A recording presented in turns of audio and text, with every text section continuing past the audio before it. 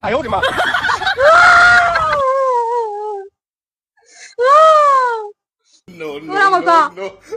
हाँ हेलो मौसी गोर लगाइयो कहिया भी थी तू जे सोच के गनी है ने तू नहीं हो लो हाँ मौसा बड़ी मौत से जीतल खुना आ एने से तो दू टाइम हमरा रोज कुत्ता खून अब तो जब एबो जब तक मौसवा के होश ठिकाना है तो मौसा के अकल ठिकाने आवो चाहे ना है लेकिन जो बगल में ने खोले खुना आंटी दुकानिया उ डेली आवो खुना अपन घरे 哎呦我的妈 हाँ तो हमरा कुछ कहा है हमरा तो मौसा बाहर भेजा दे खुन अखुन के जो खेल के आओ हम दुकान के हिसाब करबे 4-5 दिन से लगातार घर आ रहल खुना